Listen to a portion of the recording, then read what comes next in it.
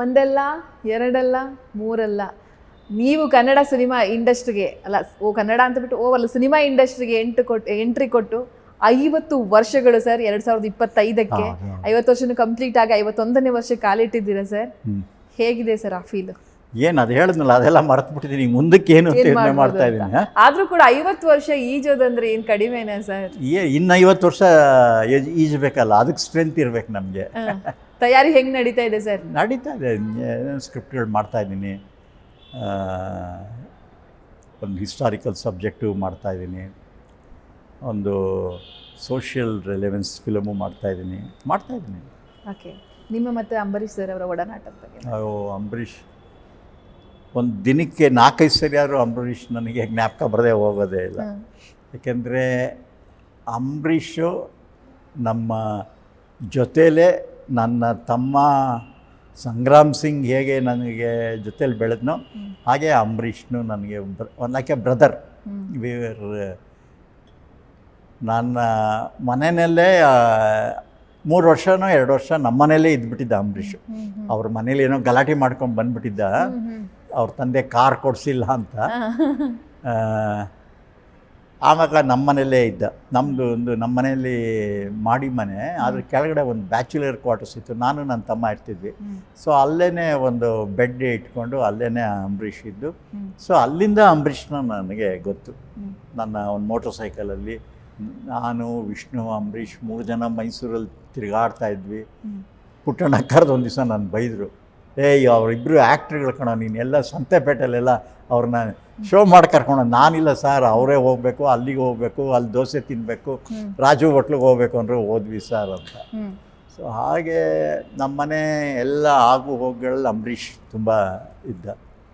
ಆಮೇಲೆ ನಮಗೆ ಒಂದು ಅಂಬರೀಷ್ ಕಂಡ್ರೆ, ನಾನು ಅಂತ ಮಾಡುವಾಗ entire Kannada film industry was against. ಯಾಕೆ ಸರ್?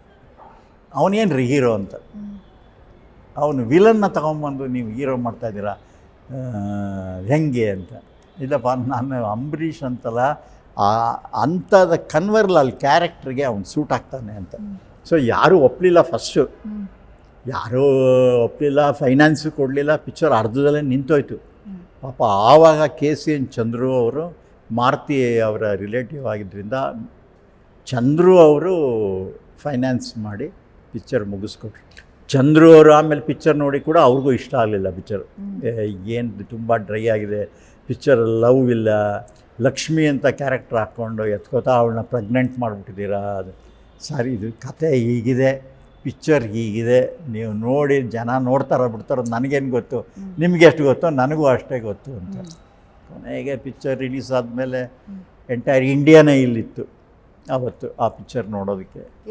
ಏನು ಪ್ಯಾನ್ ಇಂಡಿಯಾ ಸಿನಿಮಾ, ಎಷ್ಟು ಲಾಭ ಆಯಿತು ಸರ್? ಇದು ರೆಕಾರ್ಡು. ಇವತ್ತಿನ ರೇಟ್ಗೆ ಏನು ನೀವು KGF ಅಂತೀರೋ ಅದೇ ಲೆವೆಲ್ಗೆ ಅಲ್ಲ. 500 ರೂಪಾಯಿ ಟಿಕೆಟ್ ಬ್ಲ್ಯಾಕ್ ಆವಾಗಲೇ 500 ರೂಪೀಸ್. ಆಮೇಲೆ ಕಂಟಿನ್ಯೂಸ್ 8 ಶೋಸ್, 2 ಆಪ್ರೇಟರ್ಗಳು ಎಲ್ಲ ಕಡೆ ಆಲ್ ಓವರ್ ಕರ್ನಾಟಕ.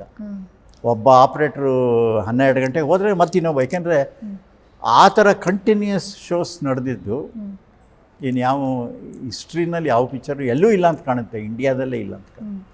ಆ ಥರ ಒಂದು ಫೆನಾಮಿನಲ್ ಸಕ್ಸಸ್ ಆಯಿತು ಕತೆ. ನನಗೇನಾದರೂ ಅದೊಂದು ಖುಷಿ ಅಂದರೆ, ಅಂಬರೀಷನ್ ತಗೊಂಬಂದು ಯಾವ ಹೀರೋ ಸಪೋರ್ಟ್, ಬೇರೆ ಹೀರೋ ಸಪೋರ್ಟ್ ಇಲ್ಲದೇ ಪಿಕ್ಚರ್ನ ಹಿಟ್ ಮಾಡೋದಲ್ಲ, ಅದು ಬೇಡ ಅಂದವರು ಅವತ್ತು ಸಕ್ಸಸ್ ಆದಾಗ ನೆಕ್ಸ್ಟ್ ಅವ್ರ ರಿಯಾಕ್ಷನ್ಗಳೆಲ್ಲ ಹೆಂಗಿತ್ತು ಸರ್? ಅದು ಗೆದ್ದಿರ್ತೀನಿ ಬಾಲ ನಮ್ಮಲ್ಲಿ, ಬಿಡಿ ನೀವೇ ಕರೆಕ್ಟ್ ಸರ್ ಅಂತ. ಬಟ್ ನಮಗೆ ಅದು ಇವ್ರ ಕ್ಯಾರೆಕ್ಟರ್ಸ್ ಎಲ್ಲ ಗೊತ್ತಿರುತ್ತೆ. ಇವ್ನು ಯಾತಕ್ಕೆ ಹಿಂಗೆ ಮಾತಾಡ್ತಿದ್ದಾನೆ, ಇವನು ಏನು ಮಾತಾಡಿದ್ದ ಅಂತೆಲ್ಲ ಗೊತ್ತಿರುತ್ತೆ. ಸರಿ, ಸುಮ್ಮನೆ ನೋಡ್ಬಿಟ್ಟು ಸೈಲೆಂಟಾಗಿ ಅದನ್ನು ಮನಸ್ಸಲ್ಲಿ ಇಟ್ಕೊಳ್ಳಲ್ಲ ನಾನು. ಯಾವುದೇ ವಿಚಾರ ಆದರೂ ಬಿಟ್ಬಿಡ್ತೀನಿ. ಆಯ್ತಲ್ಲಪ್ಪ ಮಾಡಿದ್ದೀವಿ, ಈಗ ನೆಕ್ಸ್ಟ್ ಏನು ಮಾಡಬೇಕು ಅನ್ನೋದೇ ಯೋಚನೆ ಇತ್ತು ಅಷ್ಟೇ ವಿನ ಅದರಲ್ಲೇ ಒಂದು ಚರಿತ್ರೆ ಕ್ರಿಯೇಟ್ ಆಯಿತು ಅಂತ.